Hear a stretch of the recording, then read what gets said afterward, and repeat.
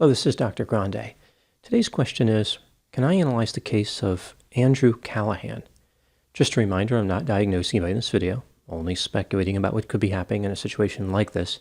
If you enjoy this video, please like it, subscribe to my channel, and consider supporting me on Patreon. I will put the link to Patreon in the description for this video. First, I'll look at the background of Andrew Callaghan, move to some of the allegations made against him, take a look at his apology video, then offer my analysis. Andrew Callaghan was born in Philadelphia, Pennsylvania on April 23, 1997. He was raised in Seattle, Washington. Andrew claims that when he was 13, he consumed excessive quantities of a psychotropic drug and has had chronic perceptual distortions. After graduating from high school, Andrew began interviewing people as part of an interest he had in journalism. He spoke with a variety of people, like protesters who were active in Seattle at that time. Andrew moved to New Orleans, Louisiana, and worked as a doorman in the French Quarter. He attended Loyola University on a full scholarship. He studied journalism and contributed articles to the university newspaper. Andrew eventually left his job as a doorman in favor of conducting interviews on the streets of New Orleans. He targeted people who were intoxicated and asked them about their darkest secrets. He used these interviews to create a series he called Quarter Confessions and uploaded the series to social media. Sometime around 2017, Andrew hitchhiked across the United States for 70 days. He collected various stories from his adventure. In 2019, he published a book containing these stories titled All Gas, No Brakes, A Hitchhiker's Diary. A production company called Doing Things Media agreed to produce a series based on this book. The idea behind it was that Andrew would drive around in a recreational vehicle with his friends and conduct interviews. Andrew was paid $45,000 a year plus expenses by Doing Things Media. In exchange, the company took ownership of the intellectual property rights to the All Gas, No Brakes brand. The series was uploaded on YouTube and was quite successful. For the interviews, Andrew mostly targeted people with bizarre beliefs, extreme lifestyles, and unusual ways of making a living. He would look for the most controversial events he could find as he drove across the country. Eventually, the production company became uncomfortable with the work that Andrew was producing. He and his crew were fired in March of 2021. Andrew and a different production company produced a documentary that was released on HBO in December of 2022 called This Place Rules. The documentary covers Andrew as he drives across the United States and conducts interviews in the months preceding the January 6th attack on the U.S. Capitol. In April of 2021, Andrew started uploading videos on YouTube using the name Channel 5. This series is pretty similar to his prior work. Here are a few video titles that capture the theme of the channel pretty well: Alex Jones Interview, Satanic Temple Gathering, The People's Convoy, Utah Rap Festival, and Miami Beach Spring Break. Essentially, Andrew interviews people who are willing to embarrass themselves or do not have the insight to recognize that they are embarrassing themselves. Andrew really doesn't talk much during these interviews, and some have argued he doesn't really have anything meaningful to say.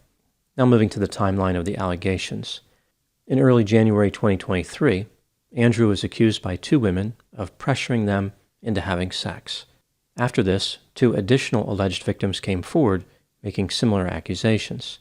One accuser said that she was 18 at the time of the alleged incident.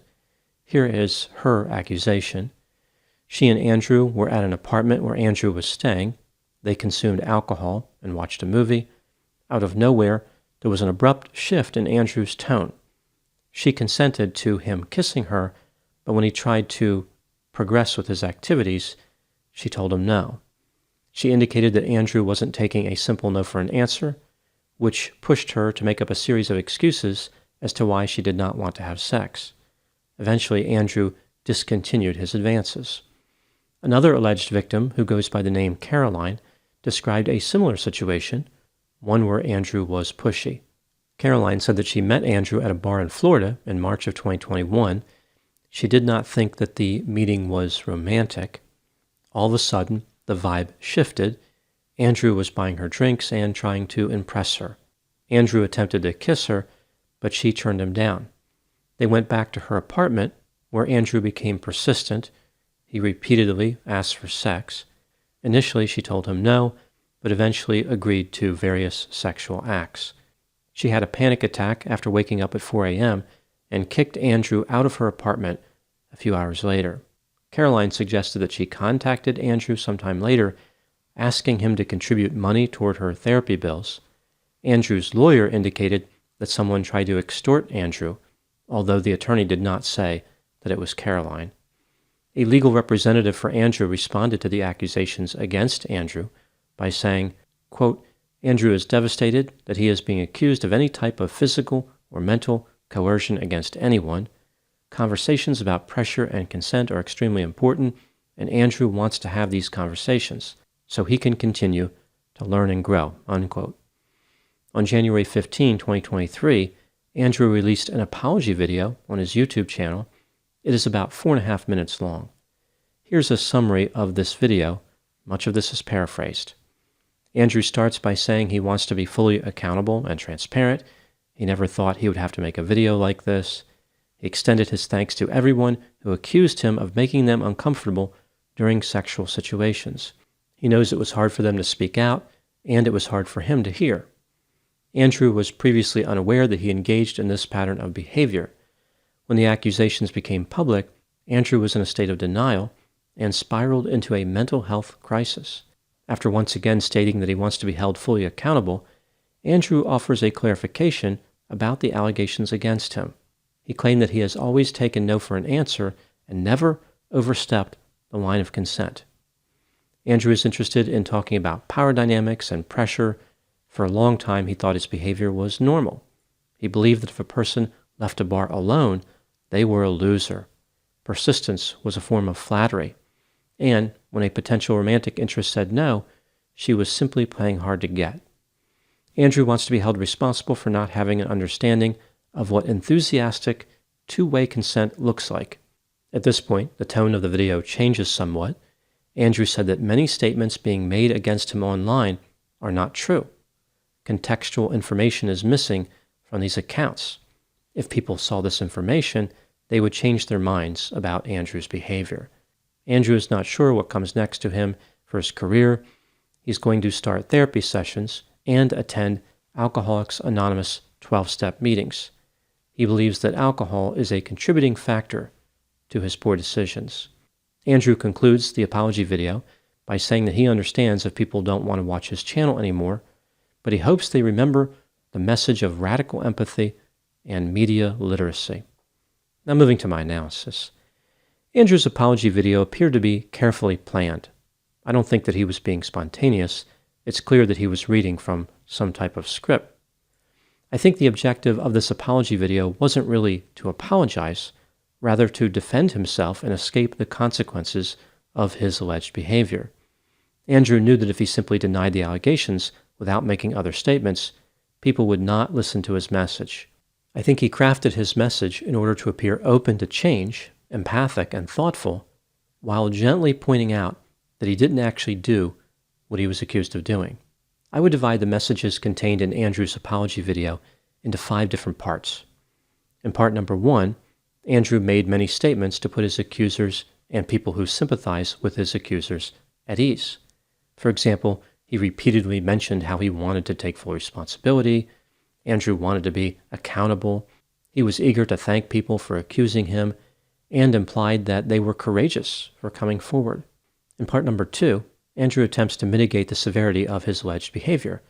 For example, he thought his behavior was normal. He was unaware of the pattern he was falling into. He thought that he was actually complimenting women by being persistent. Andrew tries to reframe his alleged behavior as a misunderstanding about power dynamics and pressure. There are some mental health issues that may be at play. He wouldn't want to blame alcohol, but alcohol is to blame. And he did not understand what enthusiastic two-way consent looked like. I find it interesting that he felt compelled to use the term two-way. Is there any other kind of consent? Maybe Andrew wants to be a pioneer in the new area of one-way consent. Part number 3 is the denial. Andrew didn't spend too much time on this, but he made it clear. He has always taken no for an answer and has never overstepped the line of consent. In addition, many statements about him online would be interpreted differently if people had more information. Andrew's denial directly contradicts what his accusers are saying, and in essence, completely invalidate the entire apology video. In part number 4, Andrew explains to the audience what he is going to do to fix the problem that he denies having. He will receive mental health therapy and figure himself out. In part number 5, Andrew reminds his audience that he just had a movie that came out, and he's only 25 years old. He has his whole life ahead of him. Andrew is going to be okay, despite any accusations. He has plenty of time to wait until the negative attention dies down. Moving on with my analysis, I don't think that Andrew's work is impressive, but it's clear that he is intelligent. He has a degree in journalism and is articulate. He worked diligently to demonstrate to people that he had insight, like he knew something important or had some special talent, which should result in people paying attention to him. Yet, in this apology video, he denies wrongdoing and makes excuses for any potential misunderstandings. So, which is it? Does he have insight, or is he so reckless in potential romantic situations that he can't be trusted to make good decisions? Andrew can't have it both ways. If the accusations are true, then it casts doubt on this idea that he is a perceptive and trustworthy journalist. Some have argued that Andrew viewed himself as on a mission to point out hypocrisy. Maybe this is just part of a clever plan, like he has achieved his goal by using himself as an example. I think one of the most worrisome parts of this story with Andrew, if the allegations are true, is how some people make it seem as though consent is some type of magical mystery that cannot be understood. No one can comprehend it. Like there are all these people out there saying to themselves, is this potential romantic partner consenting? Are they saying yes? Are they saying no? Who can figure these things out?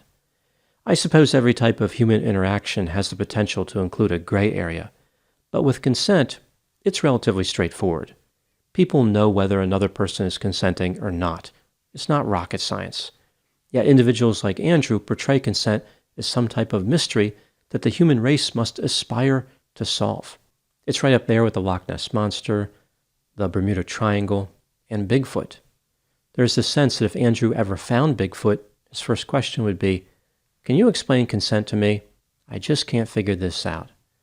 Now moving to my final thoughts. I don't know whether the allegations against Andrew Callaghan are true or false.